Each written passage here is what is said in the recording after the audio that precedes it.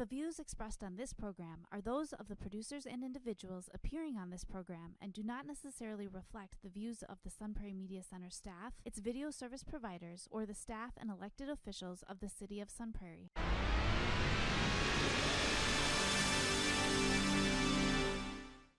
Hello and welcome to Real Reviews. My name is Jameson Rabbits, and this week I'm so happy to be rejoined by an old friend, a familiar face. You know him. You might love him. It's Jeff Robbins. Welcome back to the show, sir.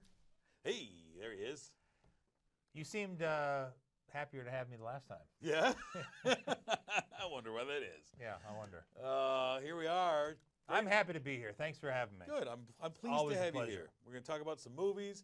The big movie this week on the big screen was a concert film, so it's going to be a little unusual.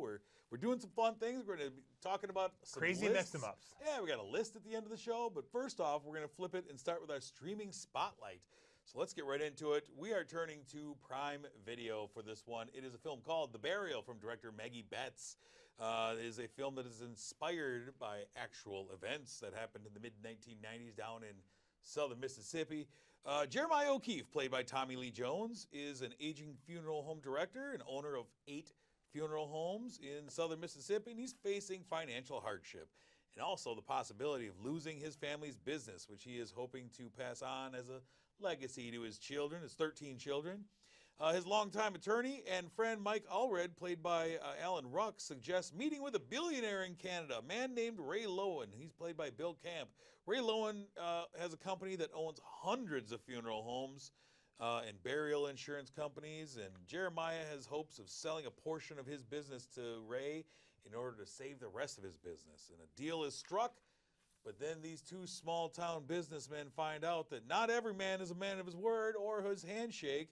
And as Jeremiah's situation worsens financially, he decides to sue Ray Lowen for breach of contract. He brings on a family friend, a young black man named Hal Dawkins, played by Mamadou Athi, who just graduated law school. He's going to advise. And Hal immediately recognizes that talking to me just now? I don't know, that they are over their head going against this multi-billion-dollar company. But he has a harebrained idea to maybe get the upper hand. He enlists the help of this hotshot personal injury lawyer from Florida who has never lost a case but has never really tackled anything of this size. It's a man named Willie Gary, played by Jamie Foxx. He seems like he's a lot of flash and big talk, but he's going to have a chance to back it all up in court. He has dreams of being the next Johnny Cochran or even better than that. And this film, in this case, deal heavily on race. It's southern Mississippi, and they are in a predominantly black county, and the judge and jury represent that. And so the defense sees that the plaintiffs are going to play that card, and they match the upper hand that Willie Gary brings in that aspect by hiring a hotshot black female attorney named Mame Downs, played by Journey Smollett, and her own dream team. And this film starts to dig into class and race and how corporations take advantage of marginalized people, and it becomes a courtroom affair for the majority of the film, with lots of twists and turns going on in the courtroom. And we've got some very good performances, and I felt like Maggie Betts seemed very heavily influenced by A Few Good Men, one of the great courtroom dramas. We get the big, we got to get some monologues. I was waiting for Bill Camp to give the "you can't handle the truth" moment. We see at one point Jamie Foxx holding that baseball bat as he's talking with his team and strategizing. These are all things from a great movie. But what did you think of The Burial going in? So who's in this movie's got Jamie Foxx. Yeah. It's got Tommy Lee Jones. Yeah. Anyone else? Jamie Lee Curtis in here? It would be great if Jamie Lee Curtis in Yeah, it. absolutely. Miss Jamie Lee Curtis in it. This is sort of like a truth is stranger than fiction kind of a thing, because it seems like on the surface of things that this hotshot attorney who we are introduced to sort of by a clip from the Lifestyles of the Rich and Famous. Yeah. And he's got his own airplane, and he's got his opulent mansion, and he's got the beautiful wife, and it doesn't make a lot of sense why he would take this contract law, because he's a personal injury lawyer. Right. Yeah. He does not do contract law at all. Right. So he takes on this contract law case, but, we sort of buy into it because, after all, this movie is based on real events. Sure. So I sort of stumbled out of the gates a little bit with that, but I really, from the first time we see the Jamie Foxx character, Willie Gary, he's doing his thing. He's defending a gentleman in court. I love that. Who got hit by a truck. Yeah. Even though he was. I love how he sets it up and then gives his big ta-da at the end. You know what he did have? He had Green light. Green light. And then I love the scene with Tommy Lee Jones and his wife, played by Pamela Reed, and they're he's got like 1 million kids and 1.5 million grandkids, and they're sort of looking at their life, and hey, you know, we've 75 years, and we've got all these kids, and there's no felons among them, and just right away, these are very likable characters. And then when they get together, Mr. Rabbit, I mean, it's just it's I wouldn't say it's fireworks, but you buy into their relationship. It's a great dynamic. They have a very good dynamic. There's a scene on the Wings of Justice airplane where they're sort of telling tales from their youth, and even though they seem like very different people, they have sort of the same values and a lot of the same upbringing. So, and then in that scene, they play a little Tony. Well, why wouldn't you? It's 1995. Tommy Lee Jones sings a little "Feels Good," which is reprised at the end of the film, what which I liked. I love the dynamic between them. Jamie Foxx bringing high energy, Tommy Lee Jones low energy. Yeah. And it meshed, and I liked there was a heart between the two of these guys that really even built as the movie went along and kind of branched out to their spouses and families. Yeah. You really, for whatever reason, well, I guess the reason is good performances, you really buy that these two characters actually care about each other. Yeah. There's a scene where Jamie, I was going to say Jamie Lee Curtis again. There's a scene where Jamie Foxx is in bed with his wife, and he's really upset at a mistake that he's made that could have could potentially do some damage to Tommy Lee Jones's case, and you really believe that he's upset by this. There were some few things I didn't like about the movie. I thought some loose ends here.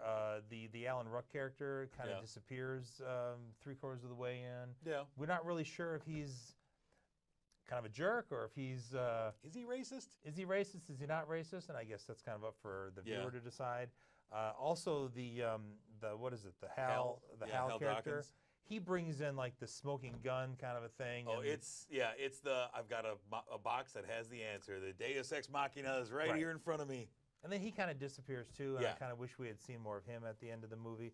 There's also there is a scene with the Alan Ruck character where the Journey Smollett's character, the idea of race is really laid out there. I thought that was a little overdone, but at the end of the day, I thought this was a really entertaining film, some great performances, and I liked it much more than I planned on liking it. I really liked as well Journey Smollett in here. I thought she held her own because they give just enough moments of levity between her and Jamie Foxx's character to give her a little depth, and she's not just a robotic like killer attorney with a chip on her shoulder because she's a female, and that's kind of what I was half expecting going in because I've seen that a bunch of times. Right. And I liked that she was more than that. And it was entertaining.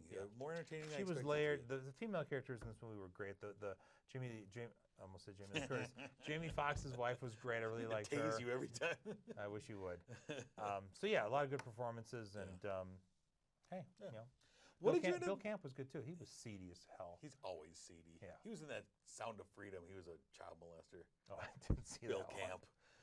What did you end up giving The Burial? I believe, if memory serves, because I haven't thought about it for a while, I gave it 4 stars. Hey, that looks right. Yeah. Yeah. I gave it, I believe, a very strong 3.5 stars. Yeah, there it is. Scrooge, you curmudgeon. We both enjoyed it. It's over on Prime Video right now if you are interested in this, though. We both recommend checking it out.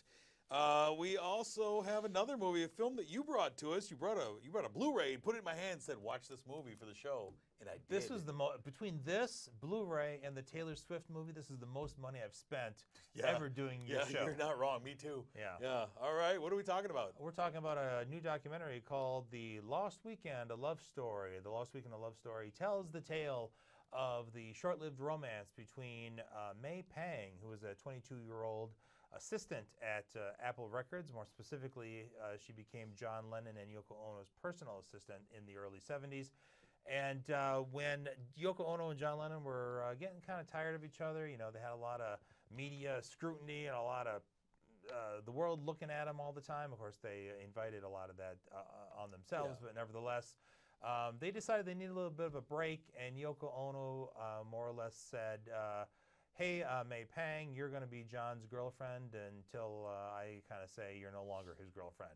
And so this movie sort of chronicles that 18-month period where May Pang and John Lennon were lovers, so to speak. There you go, lover right there on the screen. It's right there. But it tells more than just the story of the two of them, although I would say that's really the focus of the film. We also hear about a little bit about May Pang's upbringing. We hear certainly about what John Lennon was up to at this time. It's a very interesting period in John Lennon's life. This is the period where he did Mind Games, he did Walls and Bridges, he did the shambolic mess of an album that's rock and roll, produced by the always lovable Phil Spector, and we hear some great Speaking of great guys, so here's some great background stories there, and we get the Beatles reunion teased a little bit because the story goes, and it's certainly a story that's related in this movie, that John was getting more and more musically independent, doing his own thing, enjoying kind of being off on his own in Los Angeles with hanging out with troublemakers like Harry Nilsson and Keith Moon and Ringo Starr. And was kind of thinking about getting back together with Paul McCartney. They were going to go down to New Orleans and write some music together. And right about that time, Yoko Ono puts a stop not only to that, but also puts a stop to the relationship between May Pang and John. Yoko Ono is definitely portrayed to be, she's the villain in this movie. Yeah, for sure. For sure, which is, I think, unfortunate because I don't think she deserves that. She's an easy target. She's an easy target. Yeah. This movie is not a great piece of work. I mean, it moves along very quick. It's an hour and a half. It's an hour and 35 minutes. But it's told through basically found footage. Not a lot of found footage. Obviously, there were issues with what they had rights to, what they couldn't get rights to. There's some scratchy footage of a weird-looking Paul McCartney interview. There's basically one interview of John Lennon that they keep going back and back to because they obviously didn't have rights to a lot of other footage. Right, yeah.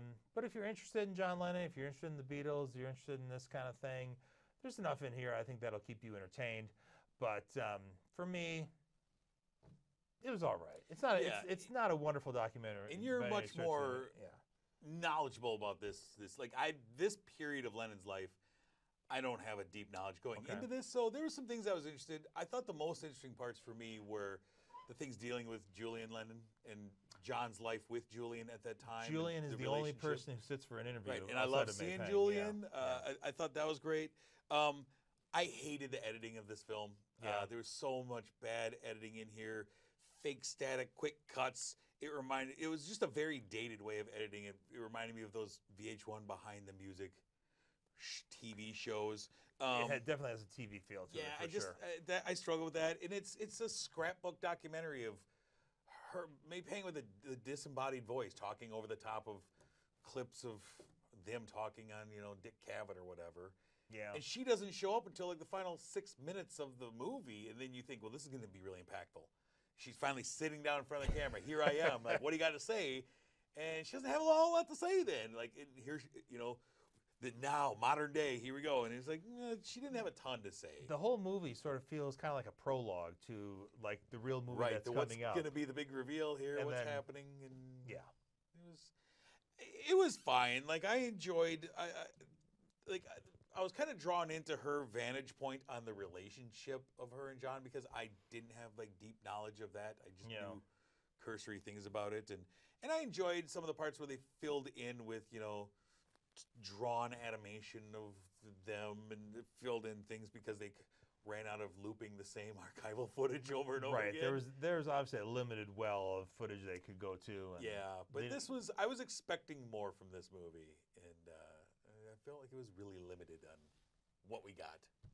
Yeah, it could have benefited from more interviews, more music. Yeah, go talk to more people or something. Like, one of the things I wrote in my notes as a question for you was like, because I didn't know a ton, like, was there anything groundbreaking or new in here that wasn't common knowledge already?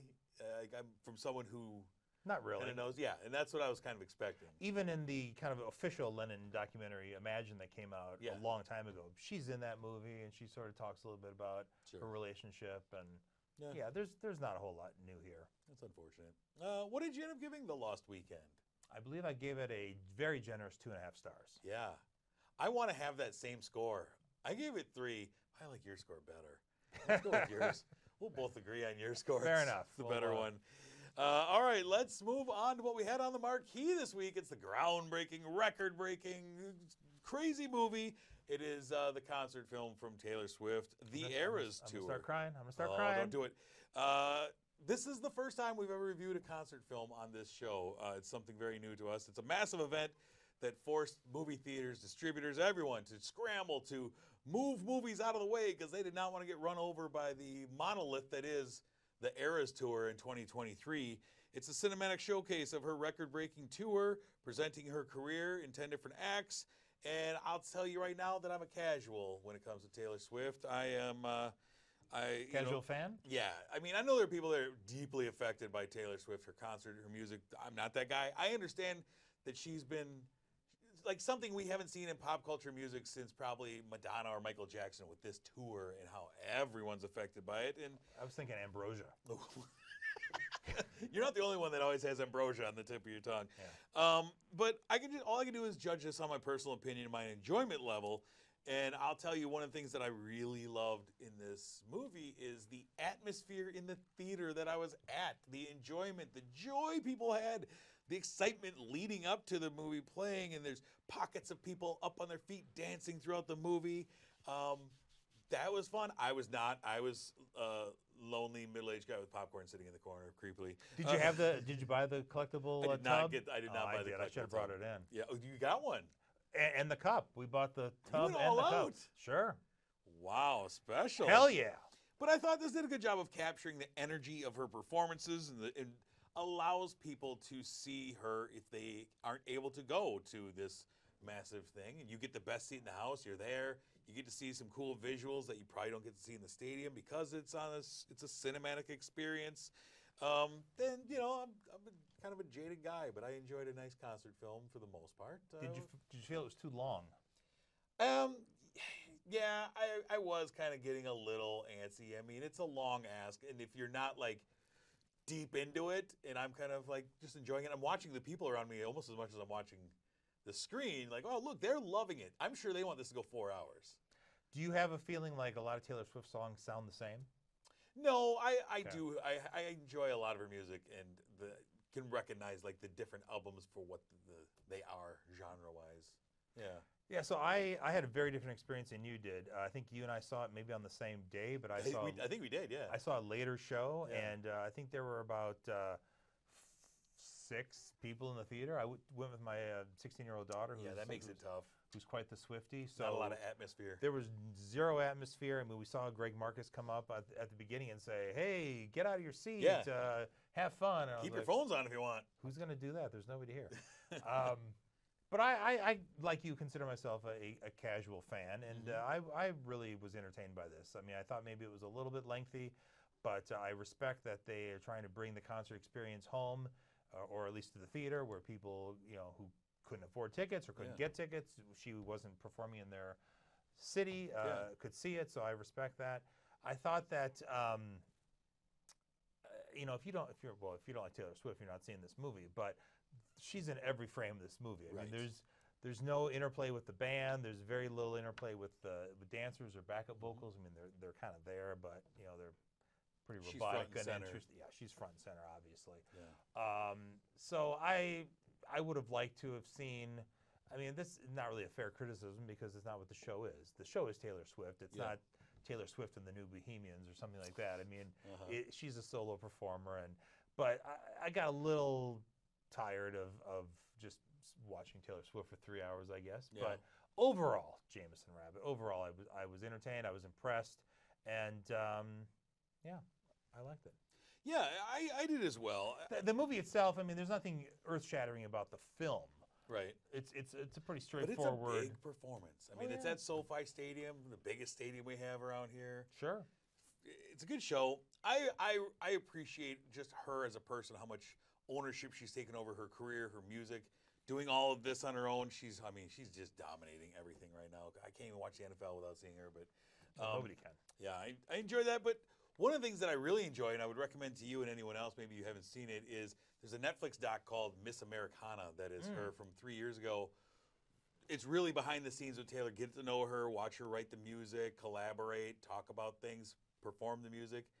That made me kind of a fan right there, that documentary. Before it was like, yeah, Taylor Swift, pop star. But I actually got to know her a little bit in that documentary. So, Do you have a favorite Taylor Swift album? no. I like 1989. That's probably the easy one. See, that was the thing about how the show was structured. That all the songs that I liked the most were just kind of clumped together. Right. And then I was really into it. I almost tapped my Almost foot. got up on your feet? Yeah, I almost stopped eating popcorn. Do the Running Man? I don't think we gave our score. No, yet, did give we? a score. What do you give Taylor Swift the Eras I Tour? gave the Eras Tour a 3.5. Nice. I concur and said you gave it the correct score. Because that's the same one I gave it. There it is, 3.5 right there. All right, speaking Love to of... be right. Good job. Speaking of concert films, we love concert films, apparently. We decided to talk about some of our favorite concert films of all time. And we came up with our top lists. We Jeff, did. the overachiever, brought 10 concert films for you, and I love it because some of these I've never heard of. So while we get through our list, I'm going to turn to you. Run your list for me. What do we I'm have? going to go through these very quickly.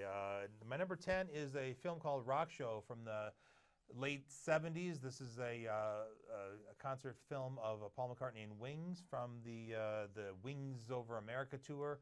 And if you're a Paul McCartney fan, you're going to see performances of a lot of songs that he just doesn't do anymore, or didn't do even after this era when he started getting more and more into the Beatles catalog. This was really a Wings show first and foremost. So if you like that kind of thing, this is for you. My number 9, somewhat related, Concert for George. This is a concert document of the 2002 tribute concert that was put on by Eric Clapton over there in London. You've got Clapton, McCartney, Starr, Tom Petty, and you've also got Monty Python reunited to cool. do, because George and the Python boys were friendly.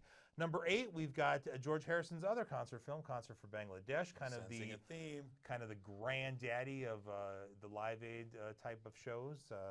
Benefit concert for Bangladesh that happened in '71. Number 7, a little bit of a curveball for you, Mr. Rabbit. Yeah. We've got Richard Pryor live in concert. We've got of his 3 concert films. This is my favorite. Number 6, Chuck Berry, Hail, Hail, Rock and Roll. Taylor Hackford directed this film. This is a kind of a tribute. I think maybe it was his 80th birthday tribute, and a lot of documentary footage, a lot of backstage stuff, a lot of interesting stories from guys like Keith Richards, Bruce Springsteen. Does it make him likable? No. Oh, okay. Chuck Berry will never be likable. However, rest in peace. Right. Number 5, we've got Martin Scorsese's The Last Waltz, which has a lot of great music in it. Also, a lot of really obnoxious and pretentious interviews that I think come off unintentionally humorous, I think. Sure, okay, I think there's a lot of inspiration for Spinal Tap from this film. Yes. Number 4, we've got the granddaddy of something, Woodstock. Of course, Martin Scorsese was editor on this film, but no bigger spectacle than Woodstock. And it's long, but it's great. Monterey Pop is my number 3. I prefer Monterey Pop to Woodstock because I just think the music is better. It's a tighter film. It's like half as long as Woodstock. Yeah. You've got great performances from The Who, Jimi Hendrix, Otis Redding. Number 2 on my list, Stop Making Sense. No better distillation of the joy of musicians working together. Stop Making Sense is you can't watch this movie without having a smile on your face and maybe even dancing. And then my number 1 is more of a documentary, but I put it in here anyway. It's the Rolling Stones' Gimme Shelter, their document of the disaster that was Altamont. Oh, so that's my list, Jameson. All right, I have 5 for you. Well, 6 technically, but they're going to sound kind of familiar here. My number 5 is one that came out in 1995. It's called Mad Season, Live at the Moore. Mad Season, my favorite band ever. Their one album above is my favorite album. This is really personal. It's the Seattle Supergroup, and it is a film performance of their final show before they broke up, and lead singer Lane Staley passed away shortly thereafter, but it perfectly captures them, and there's the really raw feeling that they brought to their music. My number 4 is 1968's Monterey Pop. directed by D.A. Pennebaker, who also brought us a bunch of legendary documentaries from Dylan and Bowie. And I love this. It's 78 minutes, powerhouse performances, not a lot of fluff, great stuff. Seeing these legends at a point before they'd really hit the peak of the mountain, their apex. You know, Janis Joplin, this kid, Jimi Hendrix, like, I love it. It's right before they all Love it. explode. Agree. Number 3, Stop Making Sense, the 1984 film with the Talking Heads. Just the music, the choreography cemented a legacy of greatness of them, and it's a quintessential concert film. My number 2 is a tie. It is 2 films that came out in 1970, kind of bookends of an era. It's Woodstock and Gimme Shelter. Woodstock came out in March. Gimme Shelter came out in December of 1970. They both show the logistics of putting on this show. They both led by the organizer Michael Lang, dealing with all the logistics, the traffic, the authorities. Woodstock, you have the announcer there talking about don't take the brown acid. In Gimme Shelter, you have the announcer pleading with the audience, please stop hurting each other. Stop killing each other. Yes. I love Woodstock. 3 hours filled with musical acts and a phenomenal watch. The Richie Havens performance is my favorite. Gimme Shelter, directed by the Maisel brothers, perhaps the greatest documentarians ever, dubbed Woodstock West. And you love this. You know, you watch Mick Jagger watch the footage of the Hells Angels killing a guy. I mean, that's, wow, very different vibe. It's engrossing. It really is. And my number 1 is The Tammy Show, 1964. Feels like a whole different generation. A film, this show that was hosted by surf rock duo Jan and Dean, directed by the same guy who would do Elvis's 68 comeback special.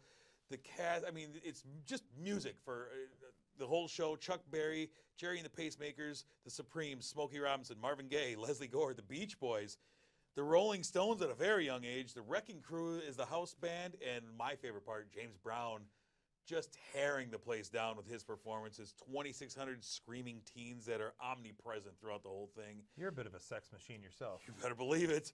And I think James Brown is the greatest performer ever, and I love it. And it's a great melding of surf pop and Motown, and it's great. So that's my number 1. I'm embarrassed to admit I have not seen The Tammy Show. I'm going to bring you not on my list. a DVD, and you're going to watch it and report back. Sounds good. All right, let's take a look ahead at what is coming soon. We are looking at the end of October, October 27th specifically. I've got a film called Five Nights at Freddy's. It's going to be playing in theaters and streaming on Peacock day and date. It's a horror film based on a video game. A new security guard at Freddy Fazbear's Pizza realizes that the animatronics come to life at night they probably want to kill. We also have a film called Freelance, starring John Cena as a former special ops soldier turned security guy for a journalist played by Alison Brie, who is going to interview a dictator, but he must spring into action to save her when a coup breaks out as they are in country. Sounds exciting. We also have an animated film in theaters, Inspector Sun. It's an animated film. Inspector Sun is a private eye who must take a case while on vacation when a millionaire receives a death threat. Sounds like Mr. Poirot. Over on Netflix, we have a film called Pain Hustlers, a crime drama starring Emily Blunt, Chris Evans, Catherine O'Hara, a single mom looking for a way to support her and her daughter, who takes a job at a struggling pharmaceutical startup and soon finds herself embroiled in conspiracy with deadly consequences. I'll watch that. There you go. And finally, Susie Searches over on Prime. Kiersey Clemens stars as a college student who attempts to bolster her popularity and her true crime podcast by solving the disappearance of a classmate. Exciting stuff happening that weekend. Before we move any further, we want to thank our sponsor, Marcus Theaters, the Palace here in Sun Prairie. Thank you for showing us these movies, getting Jeff almost up and dancing during a film this week, and we love going to see films there. Next week, I'm going to be joined by Steve Sabatke because we are finally going to be talking about Martin Scorsese's Killers of the Flower Moon, among other things. But that's going to take a while to watch and talk about. So tune in for all of that. It's going to be an hour episode. It could be. I We might have to double it up. I feel like this show is an hour episode. Sometimes they feel that way, don't they? They have an odd way of doing that. Mr. Robbins, thank you so much for joining me. Always a pleasure. Thank you. Watching these things, for Loved it. discussing them in infinity, just talking movies. I enjoyed every movie. Very good. I like it. All right. Well, until next week when I'm joined by Mr. Sabatke, I'm Jameson. And you're not. Have a good one.